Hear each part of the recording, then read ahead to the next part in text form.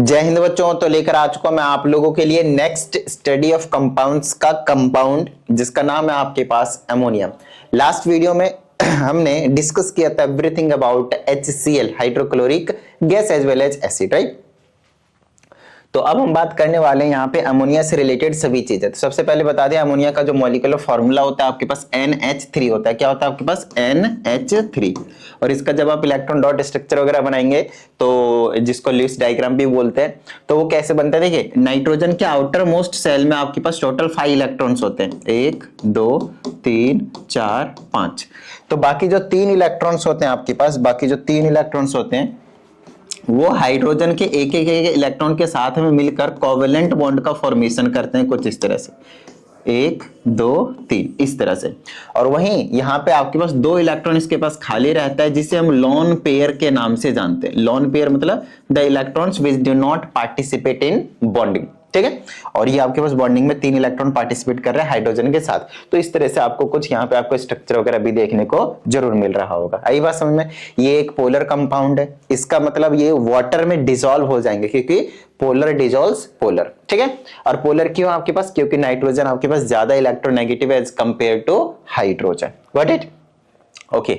दूसरी चीज की अगर हम बात करते हैं मॉलिक्यूलर मास की, तो वो आपके पास क्या होता है? नाइट्रोजन का NH3 नाइट्रोजन का 14 होता है और प्लस में हाइड्रोजन का 1 होता है, लेकिन हाइड्रोजन पूरे 3 है तो 14 प्लस 3 आपके पास 17 निकल कर आ जाएगा, ठीक है। नेक्स्ट कहां कैसे कैसे पाया जाता है वो देख लीजिए। फ्री स्टेट में ammonia is present in small amounts in air, ठीक है, and traces in natural water. यहाँ मिलता है आपके पास, ये नॉर्मल सी चीजें। कंबाइंड नेचर में मिलता है ammonia occurs in combined form of many compound such as ammonium chloride, ammonium sulphate. तो ये चीज आपको पता होना चाहिए। अमोनियम क्लोराइड हो गया है ना, NH4Cl। NH के ऊपर ना प्लस का 1 चार्ज होता है, इसको बोलते हैं अमोनियम आयन, ठीक है ना, अमोनियम आयन। +1 तो क्लोरीन के ऊपर -1 क्रॉस करेंगे तो NH4Cl बना लेगा। वहीं जब आप अमोनियम सल्फेट लिखेंगे तो क्या लिखना पड़ेगा आपके पास? NH4SO4। इसका 2 होता है माइनस, इसका +1, तो इसका 2 इस पे लिखना पड़ेगा, इसका 1 इस पे लिखने की जरूरत नहीं। तो अमोनियम सल्फेट का इस तरह से। तो ये चीजें आपको जरूर मालूम होनी चाहिए, छोटी छोटी चीजें होती है, राइट।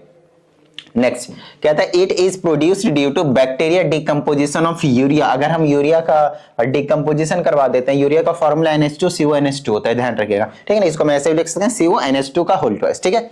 इसको अगर हम वाटर के साथ डिकम्पोजिशन करवा देते हैं तो आपके पास क्या मिलता है? अमोनिया, साथ में वाटर और कार्बन डाइऑक्साइड भी मिलता है। तो ये जो आपके पास है यूरिया, जो कि आपके पास यूरिन, आपके यूरिन में जो प्रेजेंट होता है उसी को बोलते हैं यूरिया। और इस यूरिया का अगर हम डिकम्पोजिशन करवा देते हैं तब जाकर हमें अमोनिया के साथ साथ वाटर के साथ साथ कार्बन डाइऑक्साइड भी मिलता है, मतलब इसलिए हमें अमोनिया मिल जाता है। आइए एक बात करते हैं आगे की। तो इसमें कहा जाता है फॉर्म्स ऑफ अमोनिया। अमोनिया है ना जनरली 3 तरह के फॉर्म में एग्जिस्ट जो है वो करता है। मेनली हम यहाँ पे 2 चीजों की बेसिकली बात करेंगे। पहला आपके पास है ड्राई अमोनिया, जिसे हम गैस के फॉर्म में पढ़ने वाले। दूसरा होता है लिक्विड अमोनिया। क्या होता है लिक्विड अमोनिया? अगर आपने गैस, जो ड्राई वाला गैस है, अगर आपने उसको लिक्विफाई कर दिया, मतलब हाई प्रेशर लगाकर उसको लिक्विड के फॉर्म में ले आया, तो उसे हम बोलेंगे लिक्विड अमोनिया, है ना। When dry ammonia is liquefied by applying high pressure is called liquid ammonia. एक होता है आपके पास लिक्विड अमोनिया ऑफ फोर्टिस। इसका क्या मतलब है? कहते हैं एक सैचुरेटेड सॉल्यूशन होता है अमोनिया इन वाटर। कुछ नहीं, वाटर में आप अमोनिया को मिक्स कर देते हैं, उसी को बोलते हैं liquid ammonia of Fortis. It is called 880 ammonia, क्योंकि इसकी जो रिलेटिव डेंसिटी होती है ना वो लगभग इतनी होती है।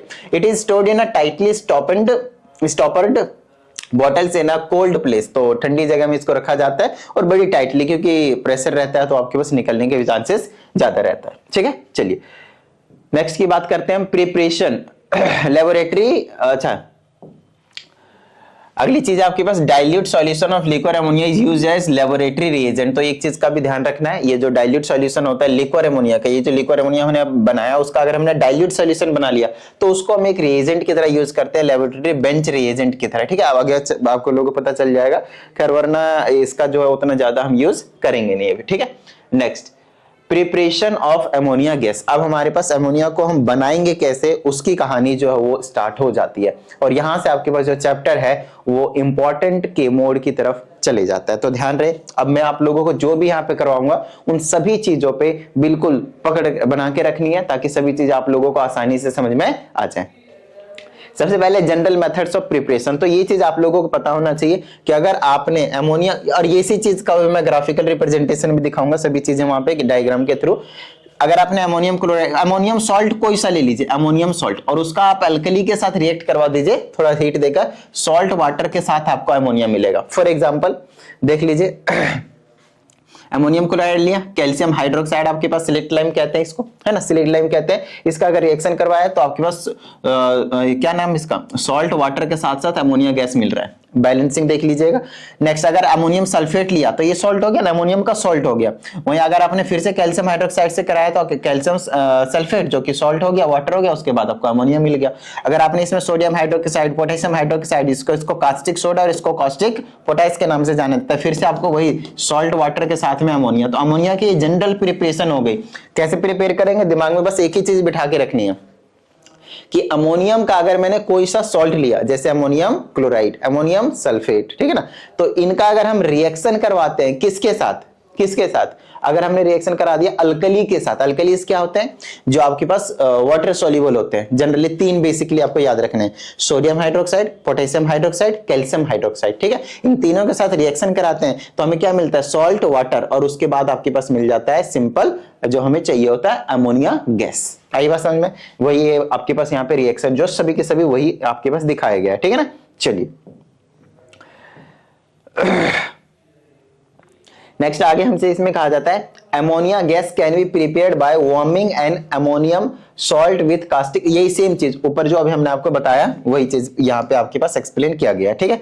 अब आइए हम लेबोरेटरी प्रिपरेशन करने की कोशिश करते हैं, ठीक है। लेबोरेटरी प्रिपरेशन ज्यादा कुछ खास नहीं है, नॉर्मल सा चैप्टर है, सारी चीजें, लेकिन हाँ क्वेश्चन इसमें कॉन्सेप्चुअल पूछे जाते हैं, कॉन्सेप्ट वाले, कि बताओ भाई इस वाले मेथड में, इस वाले में इसका ये रिएक्शन हुआ था तो आपको क्या ऑब्जर्वेशन देखने। इसमें क्वेश्चन सबसे ज्यादा जो पूछे जाते हैं वो पूछे जाते हैं कंडीशंस एंड ऑब्जर्वेशन से, कि इसमें क्या कंडीशन था तो आपको ये बना था, और बनने के बाद आपने उसमें क्या ऑब्जर्व किया, क्या उसमें ऑब्जर्वेशन थी, ये सारी चीजें आपसे पूछी जाती है। पहला है फ्रॉम अमोनियम क्लोराइड। अभी हमने आपको ऊपर बताया कि अमोनिया का प्रिपरेशन हम कैसे कर सकते हैं, अमोनियम सॉल्ट से। तो वही चीज यहाँ पे लिखा है कि हम कहां से प्रिपेयर कर सकते हैं, अमोनियम क्लोराइड। अमोनियम क्लोराइड है क्या, अमोनियम का ही सॉल्ट है, ठीक है। चले आगे, ओके। अमोनियम नाइट्रेट भी इसका सॉल्ट होता है, अमोनियम नो डाउट, लेकिन उसका हम जनरली यूज नहीं करते, वो थोड़ा सा एक्सप्लोसिव सा रिएक्शन में शो करता है, इसीलिए इसके नेचर की वजह से। कहते हैं अमोनियम क्लोराइड को अगर हम ट्रीट कराते हैं calcium hydroxide in the ratio 2:3, जो अभी ऊपर आपने ये वाला रिएक्शन देखा ना, वही सेम चीज है, बट इसको अभी हम पूरा का पूरा डिटेल में कंडीशन ऑब्जर्वेशन के साथ में पढ़ने वाले। ये पहला वाला रिएक्शन, ये वाला रिएक्शन की मैं बात कर रहा हूं, अमोनियम क्लोराइड का रिएक्शन कैल्शियम हाइड्रोक्साइड के साथ करेंगे तो आपके पास सॉल्ट वाटर के साथ अमोनिया गैस मिलेगा। तो इसी को हम अभी डिटेल में पढ़ने वाले हैं, और कुछ नहीं, सिंपल यही चीज, और कुछ नहीं, ठीक है। चलिए आइए अब हम डिटेल में आप लोगों को समझाना शुरू करते हैं एक एक चीज। तो ये रही आपके पास रिएक्शन, डायरेक्टली दिखा गया, ये रिएक्शन तो आपने देखा ही है, अमोनियम क्लोराइड है ना, कैल्शियम हाइड्रोक्साइड के साथ कैल्शियम हाइड्रोक्साइड वाटर, और साथ ही आपके पास अमोनिया मिलेगा। बैलेंसिंग देख लीजिएगा, ठीक है। ओके तो अब इसी का यहाँ पे प्रोसेस दिखा देते हैं आप लोगों को, बड़ा ही प्यारा प्रोसेस है, ध्यान से समझिएगा इस वाले डायग्राम के थ्रू। इस तरह से आपको एक रफ डायग्राम बनाकर समझाना होता है, ठीक है। तो हमने यहाँ पे एक फ्लास्क लिया, देख सकते हैं आप, इसको कलर चेंज कर लेते हैं। ये फ्लास्क आपको दिख रहा है, और यहाँ पे हमने लिया अमोनियम, कहाँ गया, अमोनियम क्लोराइड, और उसमें हमने मिक्स कर दिया कैल्शियम हाइड्रोक्साइड, और उसके बाद इसमें हमने क्या कर दिया, हीट दे दिया। यहाँ से क्या कर दिया हमने, हीट दे दिया। यही तो अभी हमने ऊपर आपको रिएक्शन में बताया है ना। अगर इसमें हमने हीट किया तो यहाँ से निकलता क्या आपके पास, कैल्शियम क्लोराइड, है ना, साथ में आपके पास क्या मिलता है, H2O, और साथ में आपके पास क्या मिलता है, अमोनिया गैस। अब ये तो यहीं पे रह गया, सॉल्ट है भाई, कोई दिक्कत नहीं, लेकिन ये आपके पास वेपर के फॉर्म में, और ये आपके पास अमोनिया जो आपके पास गैस के फॉर्म में। ये यहां से निकल कर ये आपके पास यहाँ पे स्टॉपर लगाया गया है ताकि बाहर ना चला जाए कुछ, और यहाँ के इस वाले पाइप के थ्रू इस वाले कंटेनर में यहाँ पे आपके पास आ जाता है। अब इस वाले कंटेनर में दो चीजें हैं, एक आपके पास H2O के वेपर्स के फॉर्म में, साथ में अमोनिया।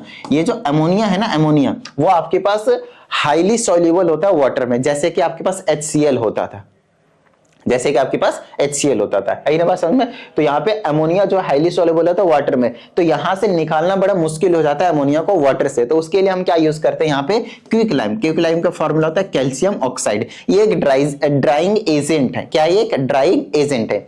यहाँ से हम इसमें जब पुट कर देते हैं तो यहाँ से जब ये ऊपर जा रहा होता है तो ये क्या करता है, आपके पास वाटर को एब्जॉर्ब कर लेता है। किसको एब्जॉर्ब कर लेता है, वाटर को, और अमोनिया को बोलता है बेटा जाओ कोई दिक्कत नहीं है। तो यहाँ पे आपने अमोनिया को क्या कर लिया, ऐसे जाकर यहाँ पे अमोनिया को आपने कलेक्ट कर लिया, NH3 गैस को आपने क्या कर लिया, यहाँ पे कलेक्ट कर लिया। आई ना बात समझ में, ठीक है ना। अच्छा, यहाँ पे ड्राइंग एजेंट के नाम पे कई बार फॉस्फोरस पेंटाऑक्साइड या फिर कॉन्सेंट्रेटेड सल्फ्यूरिक एसिड भी होते हैं, जो कि HCl में भी यही सेम चीज हमने आपको बताया था कि concentrated sulphuric acid and phosphorus pentoxide भी एक बहुत अच्छे ड्राइंग एजेंट की तरह यूज होते हैं। लेकिन आपको मैं बता दूं, इसको हम यहाँ पे यूज नहीं कर सकते। क्यों नहीं यूज कर सकते? क्योंकि ये क्या करते हैं, रिएक्ट कर जाते हैं अमोनिया के साथ। क्या करते हैं, अमोनिया के साथ रिएक्ट कर जाते हैं और अलग अलग प्रोडक्ट आपके पास देने लग जाते हैं, इसीलिए हम इसको यहाँ पे यूज नहीं कर सकते। सिंपल सा ये रीजन था, ठीक है। चलिए आगे, ओके नेक्स्ट। अब ये जो अभी हमने आपको एक्सप्लेन किया, वही सारी चीजें आपके पास यहाँ पे एक्सप्लेनेशन जो है वो दिया हुआ, देख लीजिए। यहाँ पे ये वाली चीज हो गई, कलेक्शन हो गई, ये सारी चीजें। अब यहाँ पे बात आती है ना, यहाँ पे बात आती है कि इसको जब हम कलेक्ट करते हैं, ध्यान समझिएगा, इस वाले को अमोनिया को जब हम कलेक्ट करते हैं तो कहा जाता है कि अमोनिया का अपवर्ड डिस्प्लेसमेंट, या फिर वहीं पे आप दूसरे वर्ड भी बोल सकते हैं, एयर का डाउनवर्ड डिस्प्लेसमेंट से हमें कलेक्ट किया करते हैं बेसिकली। क्यों? क्योंकि जो अमोनिया है वो लाइटर है, किससे, एयर के मुकाबले। तो एयर का डाउनवर्ड डिस्प्लेसमेंट, या फिर आप ये बोल लीजिए अमोनिया का अपवर्ड डिस्प्लेसमेंट। तो इन दोनों में से कोई सा भी वर्ड यूज करिएगा, एक ही बात है, ठीक है। वही चीज यहाँ पे आपके सामने सभी चीजें लिखी गई हैं, और जैसा जैसा HCl में था वैसा वैसा ही, कुछ अलग नहीं है, ठीक है। लेकिन ये HCl का उल्टा है, क्योंकि HCl ना हैवी था as compare to air, but यहाँ पे क्या है, अमोनिया लाइटर है एज कंपेयर टू एयर, ठीक है। अच्छा, ये पहला प्रिपरेशन हो गया आपके पास, किसके साथ, कैल्शियम हाइड्रोक्साइड के साथ। और अब दूसरा वाला प्रिपरेशन हम आपको करवाने वाले हैं फ्रॉम मेटल नाइट्राइड्स। तो अगर हम मेटल नाइट्राइड्स लेते हैं तो उससे भी अमोनिया के प्रिपरेशन करवा सकते हैं। जैसे कि अगर आपने मैग्नीशियम नाइट्राइड लिया है, क्या लिया है, मैग्नीशियम नाइट्राइड, Mg। ये कैसे बना फॉर्मूला सर, तो ऐसे बना, मैग्नीशियम के ऊपर +2 होता है, नाइट्राइड के ऊपर 3- होता है। क्रॉस करेंगे तो प्लस माइनस नहीं देखते, ध्यान रहे, Mg पहले लिखेंगे, Mg 3 हो जाएगा और N का 2 हो जाएगा, इसका नंबर इस पे, इसका नंबर इस पे। तो मैग्नीशियम नाइट्राइड आपने ले लिया। इस मैग्नीशियम नाइट्राइड को अगर हम वाटर में डालते हैं तो मैग्नीशियम हाइड्रोक्साइड के साथ साथ आपको अमोनिया जो है वो देखने को मिल जाता है। ये मेटल क्या हो गया, नाइट्राइड हो गया। आई ना बात समझ में, मेटल नाइट्राइड्स हो गया। दूसरा, अगर आपने एल्युमिनियम नाइट्राइड लिया, इसमें +3 इसमें -3, सिंपल एन बन गया, है ना। वाटर में 7 डाला था, एल्युमिनियम हाइड्रोक्साइड के साथ साथ अमोनिया गैस, यहाँ पे 3 लगा लीजिएगा, अमोनिया गैस भी आपको देखने को यहाँ पे मिल जाता है, ठीक है। चलिए, तो ये नॉर्मल से प्रिपरेशन हो गया आपके पास, और इसी की प्रिपरेशन यहाँ पे आपके पास दिखाई गई है। अगेन फिर से देख लीजिए आप, यहाँ पे बिल्कुल सेम है प्रिपरेशन, कुछ ज्यादा खास नहीं है आपके पास, ठीक है ना। तो यहाँ पे हमने क्या डाल दिया भाई, मैग्नीशियम नाइट्राइड, और ऊपर से यहाँ पे बिल्कुल स्प्रिंकल करके हम क्या डाल रहे हैं, वाटर डाल रहे हैं। तो यहाँ से आपके पास रिलीज होकर इधर आ जाएगा यहाँ पे, और यहाँ पे आने के बाद देखिए बन क्या रहा था, उस पर थोड़ा सा ध्यान दीजिएगा। एल्युमिनियम हाइड्रोक्साइड और यहाँ पे क्या था, मैग्नीशियम हाइड्रोक्साइड। तो हाइड्रोक्साइड और क्या आने वाला है आपके पास, यहाँ पे कहा गया अमोनिया। तो ये वाला अमोनिया ऊपर जाएगा, जो भी हाइड्रोक्साइड वाले का जो भी आपके पास मॉइस्चर होगा, और यहाँ पे ड्राइंग एजेंट डाल देंगे वही क्विकलैम, बेसिकली कैल्शियम हाइड्रोक्साइड। तो ऊपर आपके पास अगेन आपके पास अमोनिया का अपवर्ड डिस्प्लेसमेंट से आपको अमोनिया जो है वो मिल जाने वाला है, जैसे कि मैंने आपको ऊपर बताया। वही सेम चीजें यहाँ पे आपके लिए लिख दी गई है, एक बार आप रीडिंग लेके मजा आ जाएगा, है। मेन काम है मेरा एक्सप्लेन करना, वो मैं आप लोगों को बता ही रहा हूँ सभी चीजें, ठीक है। नेक्स्ट है प्रिपरेशन ऑफ एक्वस अमोनिया। तो अब हम प्रिपेयर करने जा रहे हैं एक्वस अमोनिया का। एक्वस अमोनिया का मतलब समझ रहे हैं, एक्वस अमोनिया में लिक्विड अमोनिया। अब लिक्विड अमोनिया का मतलब, लिक्विड अमोनिया सिंपल है, आपने गैस को लाया, लिक्विड गैस, सॉरी अमोनिया के गैस को लाया और वाटर में डाल दिया, आपका लिक्विड अमोनिया तैयार है। लेकिन इतना भी आसान नहीं है, यहाँ पे थोड़ी सी प्रॉब्लम आती है, वो मैं आप लोगों को प्रॉब्लम क्लियर करवा देता हूँ, ध्यान समझिएगा। अब मान लेते हैं यहाँ पे हमने अमोनियम नाइट्राइड का अमोनियम क्लोराइड डाला और साथ में कैल्शियम हाइड्रोक्साइड डाला। यही तो प्रिपरेशन था ना अभी सबसे पहला वाला ऊपर बोला यहाँ पे, है ना। तो यहाँ पे हम हीट कर रहे हैं, तो यहाँ से आपके पास क्या मिल रहा है, आपके पास H2O, साथ में आपके पास अमोनिया गैस। नो डाउट यहाँ पे आपके पास कैल्शियम क्लोराइड भी मिल रहा है, जो कि सॉल्ट है वो यहीं पे रहेगा। लेकिन ये दोनों चीजें यहाँ से ये दोनों चीजें यहां से आपके पास आगे जाने वाला है। तो हम क्या करेंगे, यहाँ पे इस वाले सेक्शन में लगा देंगे कैल्शियम ऑक्साइड में क्विकलैम। तो वो क्या करेगा, एब्जॉर्ब कर लेगा किसको, मॉइस्चर को। तो यहां से क्या जा रहा है, अब सिर्फ और सिर्फ अमोनिया जा रहा है। क्या जा रहा है आपके पास, सिर्फ और सिर्फ अमोनिया। तो यहां से अमोनिया जाएगा, यहाँ पे हमने वाटर लगा रखा है, इसको हम इन्वर्टेड फनल के नाम से जानते हैं, इन्वर्टेड फनल, ठीक है। तो यहां से जाएगा और ये पूरे में वाटर में मिक्स हो जाएगा, जिसकी वजह से क्या हो जाएगा, यहाँ पे आपके पास लिक्विड अमोनिया आपको मिल जाएगा। लेकिन यहाँ पे एक प्रॉब्लम आती है, ध्यान समझिएगा उस प्रॉब्लम को, यहाँ पे अच्छे से एक्सप्लेन कर देता हूं मैं, ध्यान समझिएगा। ये प्रॉब्लम आती क्या है, प्रॉब्लम ये आती है कि जिस रेट से ये बन रहा है, production, rate of production rate of production जो है वो आपके पास कम होता है देन रेट ऑफ डिसॉल्विंग। अब इस चीज को ध्यान से समझिएगा, यहां पे आपके पास एक कॉन्सेप्चुअल क्वेश्चन जो है वो पूछा जा सकता है कि रेट ऑफ प्रोडक्शन कम है किसका, ऑफ अमोनिया। अमोनिया की बात कर रहे हैं, अमोनिया यहाँ पे थोड़ा स्लो बन रहा है, लेकिन रेट ऑफ जो डिसॉल्व हो रहा है यहाँ पे वाटर में आकर बड़ी तेज से हो रहा है। तो अब मेरी बात ध्यान से सुनिएगा, यहाँ पे थोड़ा सा अमोनिया आया, यहाँ पे ज्यादा, तुरंत डिसॉल्व हो गया। तो आप बोल सकते हैं कि ये जो पाइप होगा, यहाँ पे पाइप होगा, यहाँ पे क्या हो जाता है आपके पास, ध्यान समझिएगा, यहाँ पे क्या हो जाता है आपके पास, थोड़ा सा वैक्यूम क्रिएट हो जाता है। वैक्यूम क्रिएट होने का मतलब यहां से सभी अमोनिया चला गया, ये वाला खाली हो गया ना पाइप, जब खाली हो गया तो क्या हो गया आपके पास, सिंपली यहाँ पे वैक्यूम क्रिएट हो गया। जब वैक्यूम क्रिएट होता है तो एटमॉस्फेरिक प्रेशर इस पे लगाता है, ट्रिडिंग करके बोलता है भैया चलो ऊपर, चलो ऊपर। तो ये जैसे ऊपर जाने लग जाता है यहाँ पे तो इसी चीज प्रोसेस को बोलते हैं बैक सक्शन। क्या बोलते हैं इसको, बैक सक्शन, कि वाटर को वापस अपने ऊपर लेने लग जाता है, ये पाइप के थ्रू, इन्वर्टेड फनल के थ्रू ऊपर जाने लग जाता है।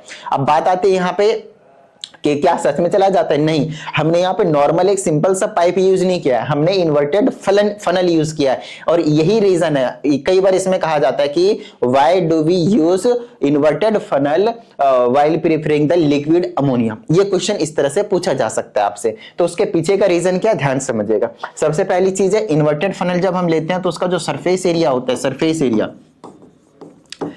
एरिया वो आपके पास लार्ज होता है। क्या होता है आपके पास, लार्ज होता है। क्यों लार्ज होता है भाई, तो उसके पीछे का रीजन सिंपल है, ध्यान से समझिएगा। देखिए अगर यहाँ पे लार्ज नहीं होगा, ध्यान समझिएगा, अगर लार्ज नहीं होगा, पहले ऐसे समझ, अगर ये सीधा ऐसे आता तो ये इसमें मिक्स होता, यहां से ना जैसे वैक्यूम क्रिएट होता, ये तुरंत ऊपर खींच लेता वाटर को ही। तो ऐसा ना करने करके आप सरफेस एरिया बढ़ाने का फायदा क्या हुआ, सरफेस एरिया बढ़ा देने से अमोनिया इधर से भी आएगा, इधर से भी आएगा, इधर से भी आएगा, इधर से भी आएगा, इधर से भी आएगा, इधर से भी आएगा, और पूरे में, और जब तक ये मिक्स होएगा तब तक इसको टाइम मिल जाएगा प्रिपेयर होने का, और फिर यहां से वापस अमोनिया आ जाएगा, फिर मिक्स होता रहेगा। लेकिन उसके बाद भी क्या होता है, यहाँ पे थोड़ा सा इनके बीच में ना गैप क्रिएट हो जाता है लो प्रेशर और हाई प्रेशर की वजह से, जिसकी वजह से ये थोड़ा सा ऊपर उठ जाता है। जब तक ये ऊपर जाने खोजता है ना तब तक ये थोड़ा सा ऊपर हो जाता है, जैसे ये ऊपर होता है उसके बाद तब तक प्रिपेयर हो गया, फिर वो ऊपर नीचे आ जाता है। ये थोड़ा सा ऊपर नीचे थोड़ा सा बीच में गैप बन जाता है, ऊपर नीचे होता रहता है, जिसकी वजह से ये जो वाटर के साथ अमोनिया वाला जो मिक्सचर है वो आपके पास ऊपर नहीं जा पाता, बैक सक्शन नहीं होता है। So back suction is a problem, और उससे हम छुटकारा पाने के लिए हम क्या करते हैं, यहाँ पे इन्वर्टेड फनल का यूज करते हैं which has large surface area. आई ना बात समझ में, ठीक है ना। थोड़ा सा वो टाइम हमें एक्स्ट्रा दे देता है ताकि डिजॉल्व थोड़ा सा लेट हो जाए, ताकि तब तक प्रोडक्शन हो जाए। मेन चीज ये है, क्योंकि डिजॉल्व बड़ी जल्दी हो जाता है। वही सारी चीजें हमको लिए यहाँ पे लिखा गया, सभी चीजें वही चीजें, कुछ एक्स्ट्रा यहाँ पे नहीं, ठीक है। अब हमें समझना है manufacture of ammonia Haber process. Haber process बहुत बहुत बहुत बहुत ही ज्यादा इंपॉर्टेंट टॉपिक है, तो इसको बहुत अच्छे तरीके से समझिएगा, ठीक है ना। तो इसमें होता क्या है, ध्यान से समझिएगा। ये वाला डायग्राम अभी हम आपको एक्सप्लेन कर देंगे। सबसे पहले आप ये समझिए कि नाइट्रोजन, और एक सिंपल सा रिएक्शन समझते हैं, यहाँ पे समझाता हूं मैं। यहाँ पे हम क्या लेते हैं, आपके पास नाइट्रोजन और हाइड्रोजन। जब हम नाइट्रोजन लेते हैं और जब हम हाइड्रोजन लेते हैं तो हमें मिलता है अमोनिया। जब आप इसे बैलेंस करेंगे तो यहाँ 2 लगाना पड़ेगा, नहीं 2 3 6, तो यहाँ 3 लगाना पड़ेगा, यहाँ 1 लगाना पड़ेगा, ठीक है। तो आपको यहाँ से पता चल गया कि ये ना 1 वॉल्यूम चाहिए और हाइड्रोजन 3 वॉल्यूम, नाइट्रोजन 1 वॉल्यूम चाहिए और हाइड्रोजन आपके पास 3 वॉल्यूम चाहिए। तो सबसे कंडीशंस होते हैं, कंडीशन सबसे पहले आप अच्छे तरीके से समझने की कोशिश कीजिएगा, ठीक है। ओके, तो नाइट्रोजन हमने लिया था, हाइड्रोजन हमने लिया था, और ये ना एक आपके पास रिवर्सिबल रिएक्शन है। क्या आपके पास रिवर्सिबल रिएक्शन है, और फिर आपको ये निकाल कर दे देता है अमोनिया, कुछ इस तरह से। आई बात समझ में। तो नाइट्रोजन लिया, हाइड्रोजन लिया, और ये कितने रेशियो में लिया, 1:3 में, 1:3 में, ठीक है। ओके, तो सबसे पहले ये देखना है कि नाइट्रोजन हम कहां से लेते हैं। नाइट्रोजन हम क्या लेते हैं, fractional distillation of liquid air. तो लिक्विड एयर से हम नाइट्रोजन को लेते हैं और बॉस प्रोसेस से हम हाइड्रोजन को लेते हैं। ये प्रिपेयर करने का प्रोसेस है, बॉस प्रोसेस। वहां से हम हाइड्रोजन को प्रिपेयर कराते हैं और यहाँ से नाइट्रोजन। तो ये दोनों को ले लेते हैं। ध्यान रहे, इसमें प्योर होने चाहिए नाइट्रोजन भी और हाइड्रोजन भी। क्यों, क्योंकि अगर ये प्योर नहीं हुआ तो रिएक्शन में प्रॉब्लम क्रिएट होना शुरू कर देगा। जो हम कैटेलिस्ट वगैरह यूज करेंगे इसमें, जो हम प्रोमोटर्स वगैरह यूज करेंगे, उसको थोड़ा इनएक्टिव कर देगा, अच्छे से काम नहीं करने देगा उसके लिए, ठीक है। तो प्योर हाइड्रोजन, प्योर नाइट्रोजन, इन दोनों का प्योर लेना है। फिर आपके पास जो अमोनिया है, ये भी गैस के फॉर्म में, ये भी गैस के फॉर्म में, और ये भी आपके पास गैस के फॉर्म में ही होने वाला है। आई ना बात समझ में यहाँ तक, ठीक है ना। और ये क्या होता है आपके पास, रिवर्सिबल रिएक्शन। क्या होता है, रिवर्सिबल रिएक्शन।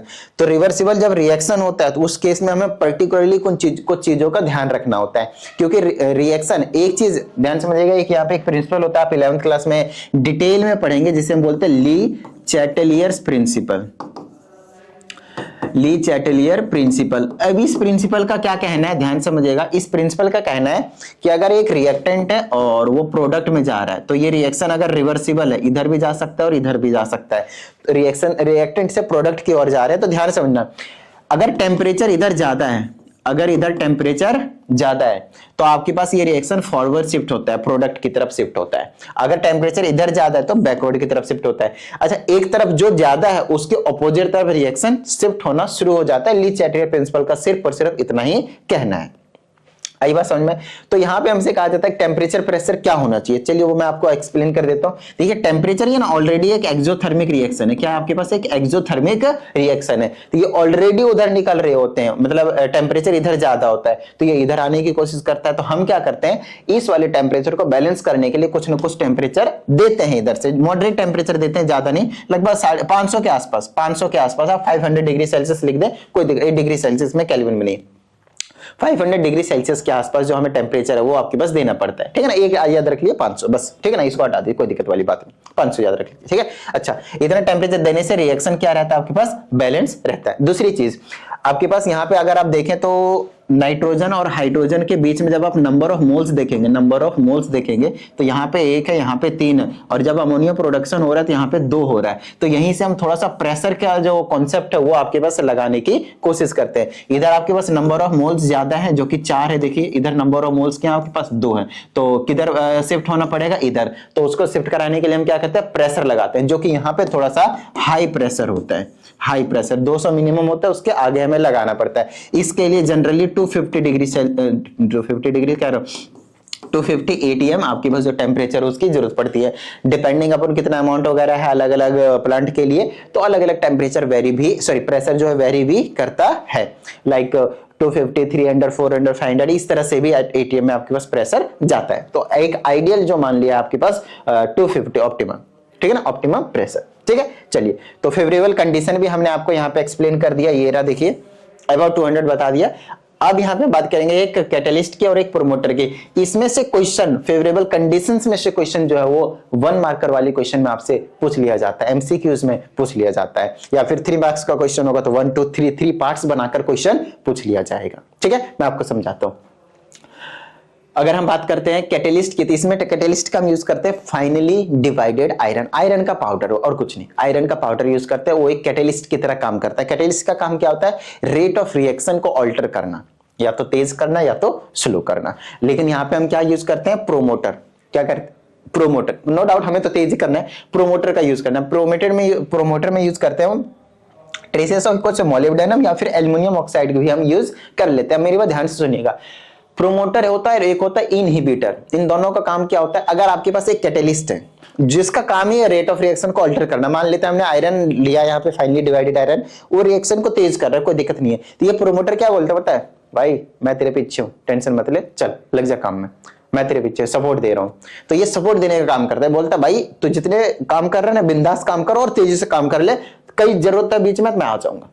तो उस तरह से ये काम करता है प्रोमोटर, बोलता है भाई बिंदास रहे, ठीक है। तो वही काम करता है ये प्रोमोटर। तो प्रोमोटर हमेशा क्या करता है, कैटलिस्ट को हेल्प करता है और भी ज्यादा रिएक्शन को फास्ट करवाने में, ठीक है। चलिए, रेट ऑफ कन्वर्जन, इसमें कहा जाता है about 15% of the reacting gases get converted to ammonia. तो जो भी हम गैसेस लेते हैं उसका 15% ही अमोनिया में आपके पास प्रोडक्शन हो पाता है। अब हम रिकवरी ऑफ अमोनिया की बात कर रहे हैं, तो उसके लिए हमें क्या करना पड़ता है, थोड़ा सा कंप्रेसर का यूज करना पड़ता है, लिक्विफाई करना पड़ता है। हाइड्रोजन और नाइट्रोजन के मुकाबले, इसको आप बोल सकते हैं कलेक्शन, कि कलेक्ट हम कैसे करेंगे अमोनिया गैस को यहाँ पे हेबर प्रोसेस में। तो उसमें हम क्या करते हैं, नाइट्रोजन और हाइड्रोजन के मुकाबले अमोनिया जो है वो इजिली लिक्विफाई हो जाता है, और उसके पीछे का रीजन होता है हाइड्रोजन बॉन्डिंग। अगर आपके पास कोई इलेक्ट्रोनेगेटिव एटम है, जैसे कि मैंने अभी बोला कि nitrogen which is an electronegative atom, अगर उसके साथ अगर हाइड्रोजन बॉन्डिंग बनाता है तो उसे हम बोलते हैं हाइड्रोजन बॉन्डिंग, हाइड्रोजन बॉन्डिंग, और जो हाइड्रोजन बॉन्डिंग बनाते हैं वो जनरली इजीली लिक्विफाई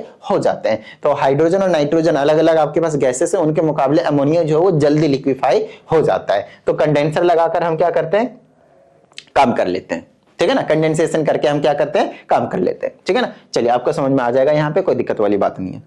आइए अब इस वाले प्रोसेस में एक बार फटाफट दिखा देता हूँ, इस वाले चैम्बर के थ्रू हेल्प करो, समझा देता हूँ, फिर आपको इजीली समझ में आ जाएंगी चीजें, ठीक है। देखिए ये वाला रिएक्शन है, एक्सोथर्मिक रिएक्शन है, तो राइट साइड प्रोडक्ट साइड में आप प्लस में हीट भी लिखेंगे। कंडीशन आप देख लें, ये प्रेशर आप देख लें, आयरन और मोलिब्डेनम या फिर एल्युमिनियम ऑक्साइड, मोलिब्डेनम की जगह आप एल्युमिनियम ऑक्साइड भी रख सकते हैं, आपको बताई दिया हमने। नाइट्रोजन और 1:3 में सभी कंडीशन आपको यहाँ पे हमने आपको समझा दिया।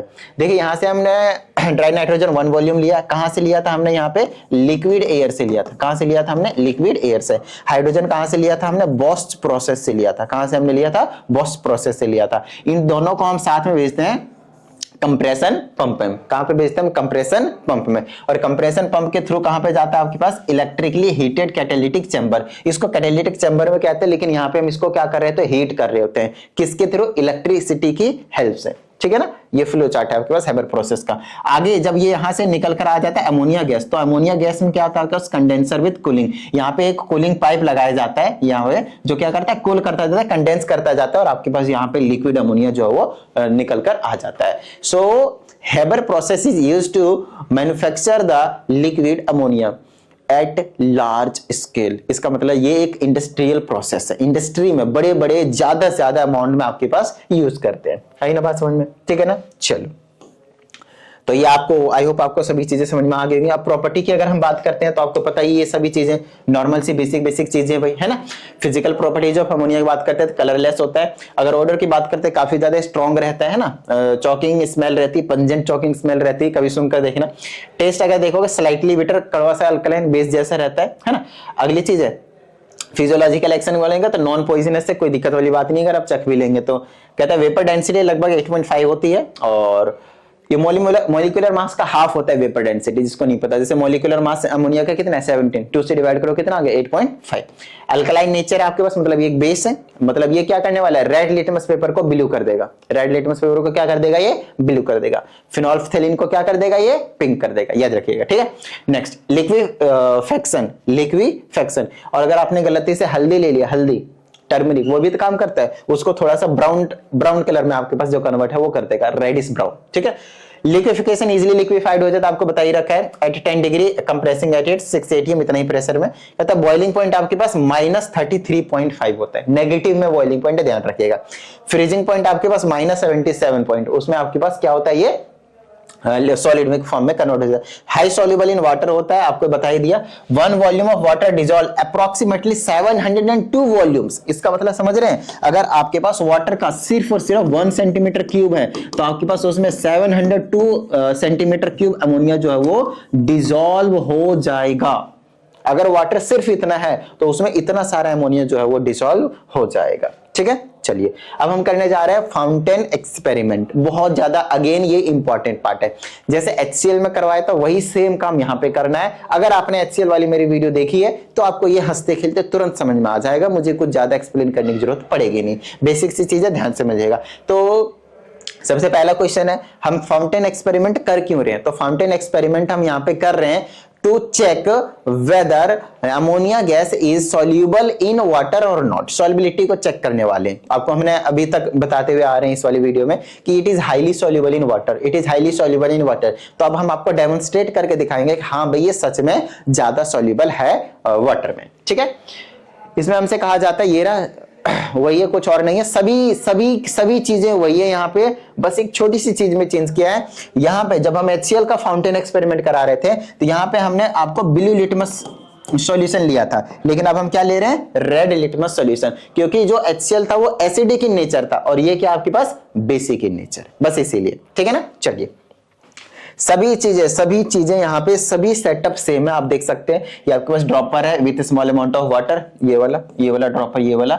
यहाँ पे आपके पास ये वाला जेट लगा दिया गया है।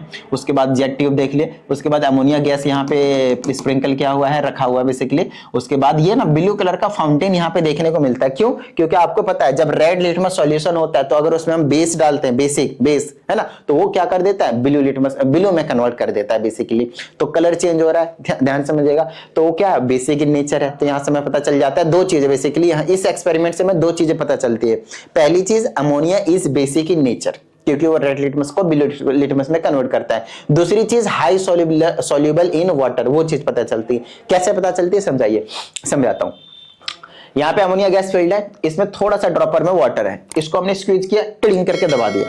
जैसे हमने इसको स्क्वीज किया, यहाँ से स्प्रिंकल हुआ यहाँ पे वाटर इस ड्रॉपर के थ्रू, और यहाँ पे अमोनिया था। अमोनिया इसमें ना बड़ी तेजी से मिक्स हो जाता है, और जैसे ये मिक्स होता है तो पहले तो एयर दौड़ रहा था इधर उधर, अब कुछ अमाउंट में एयर बचा, लेकिन कुछ अमाउंट में इसने क्या कर लिया, मिक्स कर लिया, क्योंकि वो डिजोल्व होता है, हाईली सॉल्युबल होता है। जब डिजोल्व हो गया तो इधर इधर थोड़ा सा बैठ गया, ठीक है, अच्छी बात है। अब क्या होता है, क्योंकि यहाँ का ना प्रेशर पहले ज्यादा था, अब यहाँ पे कम हो गया। पहले क्यों ज्यादा था और अब क्यों कम हो गया? क्योंकि पहले गैस के फॉर्म पूरे में दौड़ रहा था, अब वो वाला गैस क्या हो गया, आपके पास वाटर के फॉर्म में आ गया। प्रेशर कम हुआ तो बाहर का यहाँ पे एटमॉस्फेरिक प्रेशर लगेगा, बोलेगा जय हो जय हो जय हो, यहाँ से जाएगा ऐसे करके, और ऐसे करके फिर आराम से ऊपर जाएगा। यहाँ से कौन, रेड लिटमस सॉल्यूशन, जिसको जेट की तरह जाता हुआ दिखाई देगा। अब अमोनिया गैस यहाँ पे है ही है आपके पास, अमोनिया गैस है ही आपके पास।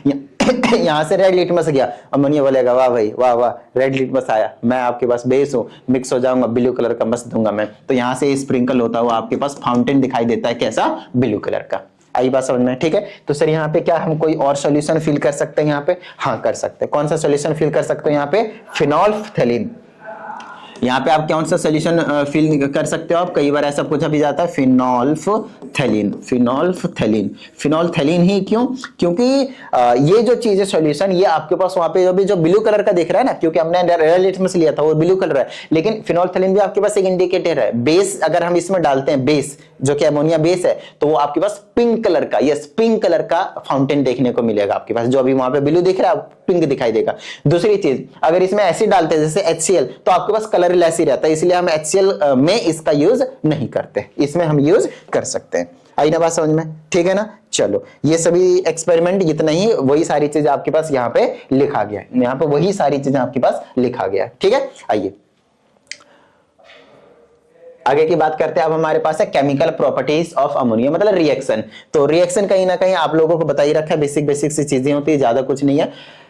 ये प्रोडक्शन का हो गया, लॉन पेयर वगैरह बता रखा है। अब यहाँ पे देखिए, अगर हमने अमोनिया को वाटर में डाला तो हमें क्या मिल जाता है, अमोनियम हाइड्रोक्साइड, और अमोनियम हाइड्रोक्साइड टूट जाता है NH4+ और ऑक्साइड। तो ये क्या बताता है, इसका बेसिक नेचर को बताता है, क्योंकि OH- रिलीज हो रहा है। जो भी आपके पास OH- रिलीज करते हैं basic in nature, H+ release करने वाले एसिडिक इन नेचर। ठीक है। रिएक्शन विथ एसिड, अगर हमने इसका एसिड के साथ रिएक्शन करवाया तो आपको सॉल्ट एंड वाटर मिला देगा भाई। ठीक है ना।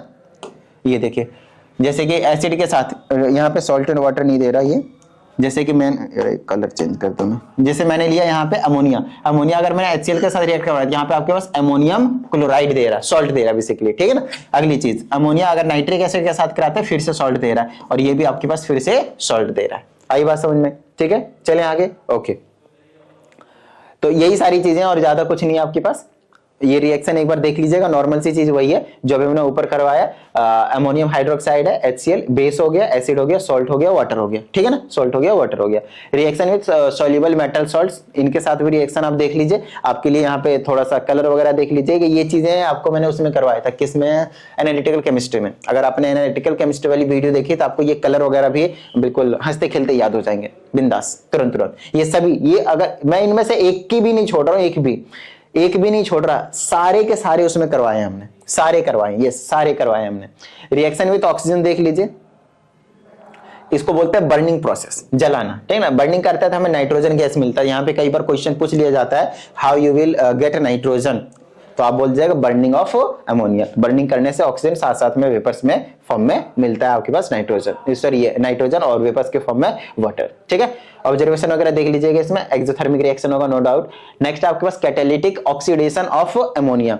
अब ये कुछ और नहीं है आपके पास, ये बर्निंग वाला प्रोसेस ही है आपके पास। आप देख सकते हैं यहाँ पे दो चीजें हैं, ये वाले रिएक्शन को अच्छे से ध्यान से समझिएगा। यहाँ से कॉन्सेप्चुअल क्वेश्चन आपसे बनाकर पूछ लिया जा सकता है कि भाई अगर हमने आपको अमोनिया का बर्निंग करवाया लेकिन प्लेटिनम और 800 डिग्री सेल्सियस के टेम्परेचर पे, तो आपको वाटर के साथ साथ NO मिलता है। वहीं पे अगर आपके पास NO का रिएक्शन NO2 के साथ होता है तो नाइट्रोजन ऑक्साइड जो कि एक ब्राउन फ्यूम्स होता है, तो ये ब्राउन फ्यूम्स के नाम से क्वेश्चन जो है वो पूछ लिया जाता है NO2 से रिलेटेड, ठीक है ना। तो ये जहां जहां मैं पॉइंट आउट करके बता रहा हूं ध्यान से रखिएगा, उसके बेस पे हमने क्वेश्चन जो है वो देखे हुए हैं बोर्ड में, इसीलिए हम आपको बता रहे हैं, ठीक है ना। नेक्स्ट, अगर कार्बन डाइऑक्साइड से करता है तो आपके पास यूरिया और वाटर दे देता है, वापस रिएक्शन कर देता है। ये रिवर्स प्रोसेस जो स्टार्टिंग में करवाया था उसका रिवर्स है। अमोनिया को हम एक रिड्यूसिंग एजेंट की तरह भी यूज करते हैं, रिड्यूसिंग एजेंट की तरह भी यूज करते हैं। रिड्यूसिंग एजेंट का मतलब जो रिड्यूस करवा दे, जो ऑक्सीजन को अपनी तरफ खींच ले, मतलब किसी के पास ऑक्सीजन है तो उसको भगा दे, ऐसा कुछ, ठीक है ना। तो जैसे NH3 है और क्लोरीन है आपके पास यहाँ पे, अभी यहाँ पे आप देखेंगे भी आगे। इसका पहले क्लोरीन के साथ रिएक्शन करवाते हैं डायरेक्टली। आप ये वाला देख लें, ये वाला रिएक्शन, एक होता है एक्सेस वाला और एक होता है आपके पास लिमिटेड वाला। यहाँ पे दो रिएक्शन है व्हेन हाँ, यहाँ पे दो चीजें होंगी। एक ये इसको ना आप ऐसे याद रखिएगा, reaction of ammonia with chlorine, बस इतनी सी बात याद रखिएगा, ठीक है ना। यहाँ पे एक ये वाला रिएक्शन पे प्रॉपर ध्यान दीजिए, आप किसी पे ध्यान मत दीजिए, सिर्फ ये वाले लास्ट वाले रिएक्शन पे ध्यान दीजिए, ठीक है ना। इसमें कहा जाता है अगर आपने अमोनिया का रिएक्शन क्लोरीन के साथ कराया तो आपके पास नाइट्रोजन गैस मिलेगा। देखिए यहाँ से भी नाइट्रोजन गैस मिल रहा है, नाइट्रोजन गैस आपको दो जगह से मिल रहे हैं। वहां पे वो भी कुछ नहीं था, रिडक्शन ही था, ऑक्सीजन के प्रेजेंस में करवा रहे थे, यहाँ पे क्लोरीन के दोनों इलेक्ट्रोनेगेटिव एटम है तो आपके पास दोनों क्या रिडक्शन ही है आपके पास, ठीक है ना। तो ये नाइट्रोजन गैस मिल गया, आपके पास अमोनियम क्लोराइड मिल गया, ठीक है ना। तो ये देखो नाइट्रोजन गैस मिल गया मेरे पास। अब ध्यान समझिएगा, यहाँ पे अमोनिया यहाँ पे हमारे पास क्या था, एक्सेस में था। अब दूसरा रिएक्शन कब पढ़ना है आपको कि अमोनिया का ही रिएक्शन करवा रहे हैं हम क्लोरीन के साथ, लेकिन अब की बार हम एक्सेस में किसको लेंगे, क्लोरीन लेंगे, और उसका रिएक्शन आपको ये रहा। ये देखो, अब इन दोनों में फर्क है भाई, इन दोनों में देखिए नाइट्रोजन के साथ आपके पास NH4CH मिल रहा है, अमोनियम क्लोराइड मिल रहा है, लेकिन यहाँ पे जब हमने किसको एक्सेस में लिया है, क्लोरीन को, यहाँ पे हमने किसको लिया है, क्लोरीन को एक्सेस में लिया है, तो आपके पास HCl और NCl3 मिल रहा है। लो भाई, HCl और NCl3 मिल रहा है, तो इसका एक प्रॉपर ध्यान रखना है। दोनों के बीच में आपके पास डिफरेंस या फिर अलग ही तरीके से आपके पास जो क्वेश्चन है वो बनाकर फॉर्म करके दे दिया जा सकता है रिएक्शन का, ठीक है ना। अमोनिया एक अच्छा रिड्यूसिंग एजेंट है। नेक्स्ट आपके पास रिडक्शन ऑफ मेटल ऑक्साइड। अगर ये रिडक्शन मतलब ये एक अच्छा रिड्यूसिंग एजेंट है तो मेटल ऑक्साइड में से ऑक्सीजन को भगा ही सकता है। तो मेटल ऑक्साइड जैसे मैंने ले लिया, कॉपर ऑक्साइड ले लिया, मैंने लेड ऑक्साइड ले लिया, तो वहां से वो क्या करता है, ऑक्सीजन को हटा देता है। जैसे कि मैंने बोला कॉपर ऑक्साइड है, जनरली ये ब्लैक सॉलिड होता है, ठीक है ना। उसका अगर रिएक्शन हमने अमोनिया के साथ कराया तो वो क्या करेगा, कॉपर को साइड बोलेगा ऑक्सीजन चल निकल, और वो वाटर के साथ H2O हाइड्रोजन के साथ H2O बना लेता है, और साथ में फिर से यहाँ पे आपके पास नाइट्रोजन गैस जो है वो मिलने वाला है। तो जब मैं रिडक्शन करा रहा हूं आपको नाइट्रोजन गैस मिल रहा है, आइए ना बात समझ में, ठीक है ना। चलिए यहाँ पे कलर का थोड़ा ध्यान रखेगा, कॉपर ऑक्साइड ब्लैक सॉलिड है, और जो अकेला फिर कॉपर बनता है रेडिश ब्राउन मिलता है। नीचे वाले रिएक्शन में अगेन आपके पास सेम है, आपकी बार हमने सिर्फ लेड ऑक्साइड लिया है, ये येलो होता है, उसका अगर आपने अमोनिया के साथ कराया फिर से लेड मिला जो ग्रेस होता है, और आगे सारी चीजें सेम वही मिल रहा है। बैलेंसिंग मत भूलिएगा, बैलेंस आपको खुद से ही कर लेना है, ठीक है। अच्छा, ये वाला रिएक्शन जो आपको दिख रहा है कॉपर वाला, ये वाला कॉपर वाला, इसी का फॉर्मेशन यहाँ पे आपको करके दिखाएगा, बिल्कुल सेम और कुछ भी नहीं, बिल्कुल सेम, ठीक है ना। जो ऊपर बताया उसी चीज को यहाँ पे बताया गया, ठीक है ना। कि ये इसको लिया, इसके साथ रिएक्शन करवाया, कॉपर को साइड कर दिया, ऑक्सीजन वाटर बना लिया, और फिर नाइट्रोजन गैस अब डिस्प्लेसमेंट करके निकल गया, ठीक है ना। नाइट्रोजन गैस यहाँ से कलेक्ट हो गया, ठीक है ना। चलिए टेस्ट फॉर अमोनिया। अब अमोनिया का एक तरह से आप बोल सकते हैं प्रॉपर्टीज की कैसे कैसे टेस्ट कर रहे हैं, तो आपको पता होना चाहिए कि कैरेक्टरिस्टिक ऑर्डर होता है थोड़ा सा साफ सा। ये आपको बता ही दिया था, रेड लिटमस को ब्लू में कन्वर्ट करता है, और अगर मैं आपने टर्मरिक सॉल्यूशन लिया तो उसको रेडिश ब्राउन में कन्वर्ट कर देता है, फिनोल्फथालीन लिया तो उसको पिंक में कन्वर्ट कर देगा। ध्यान रहिए सॉल्यूशन में होनी चाहिए, सॉलिड वगैरह में नहीं होनी चाहिए, ठीक है ना। उसके बाद ये चीज आपको मैंने अभी ऊपर जो भी हमने रिएक्शन करवाया ना, उसी का ही क्या है आपके पास, ये सभी एक तरह से समरी आप बोल सकते हैं, उसको यहाँ पे लिख दिया गया। अब यूजेस तो आपको पता ही है भाई कि यूजेस कहाँ कहाँ करते हैं, नहीं पता तो पढ़ लो भाई। कहते हैं liquid ammonia is used as refrigerant in ice plants. कहता है liquid ammonia takes a lot of energy to vaporize, लगभग इतना। This heat is taken from the surrounding bodies which are consequently cooled down, and hydrous ammonia is a clear colorless liquid under pressure. It evaporates rapidly and produce cooling effect. This makes ammonia a good refrigerant. तो एक refrigerant की तरह से use करते हैं, मतलब ये heat को साइड करता है और कूलिंग एजेंट की तरह आपके पास यूज होता है। रेफ्रिजरेंट की तरह हम इसको यूज करते हैं एक तरह से लिक्विड अमोनिया को, ठीक है ना। जैसे कि कार है, गर्म हो जाती है तो उसमें जो आपके पास बोलते हैं कूलेंट यूज कर रहे हैं, तो उस टाइप की चीजें, ठीक है ना। कहते हैं the main refrigerants are the, but उसमें फिरॉन्स यूज करते हैं जिसको हम CFC बोलते हैं, फिरॉन क्लोरोफ्लोरोकार्बन, CFC बोलते हैं। They deplete ozone layer and also contribute, आपको पता है ग्लोबल वार्मिंग को बढ़ाता है ये CFC, इसीलिए हमने इसको यूज करना ही बंद कर दिया। उसके जगह पे हम क्या रिप्लेस कर सकते हैं, लिक्विड अमोनिया, ठीक है। इन चीजों के एडवांटेजेस वगैरह ये चीजें ये सारी आपके पास क्या कहते हैं इसको, थियोरेटिकल वाला पोर्शन है, सिर्फ आपको एक बार गो थ्रू हो जाना, आपको सभी चीजें यहां से समझ में आ जाएंगी। आई ना बात समझ में, ठीक है ना। ये सभी चीजें आप लोगों को समझ में आ जाएंगे। लेकिन अगला ये जो लास्ट वाला है इसमें मैंने इंक्लूड किया हुआ है मैन्युफैक्चर ऑफ नाइट्रिक एसिड, लेकिन अभी मैं आप लोगों को इसको मैं नहीं बताऊंगा, एक्सप्लेन नहीं करूंगा। और उसके पीछे का रीजन क्या है, उसके पीछे का रीजन है भाई सिंपल, क्योंकि ये आपके पास अगला एक और चैप्टर है जिसको हम बोलते हैं नाइट्रिक एसिड, वहां पे हम ऑसवर्ड प्रोसेस को डिटेल में यूज करेंगे। यहाँ पे इसलिए लिख दिया है क्योंकि देखिए हम पढ़ रहे यूजेस, मतलब अमोनिया को कहां कहां पे यूज करते हैं, तो अमोनिया का यूज करते हैं हम ऑसवर्ड प्रोसेस में, जहां पे हम नाइट्रिक एसिड का प्रिपरेशन करेंगे। किसका, नाइट्रिक एसिड का। तो वहां पे आपको अगले चैप्टर में पढ़ाया जाएगा नाइट्रिक एसिड का प्रिपरेशन हम कैसे करेंगे, क्योंकि अगले चैप्टर का नाम ही आपके पास नाइट्रिक एसिड है। आई ना बात समझ में। अगर आप लोगों को कुछ डाउट आता है तो 7428525669 इस व्हाट्सएप नंबर पे सेंड कर दीजिएगा, आप लोगों को प्रॉपर वीडियो सॉल्यूशन जो है वो देखने को मिल जाएगा, है ना।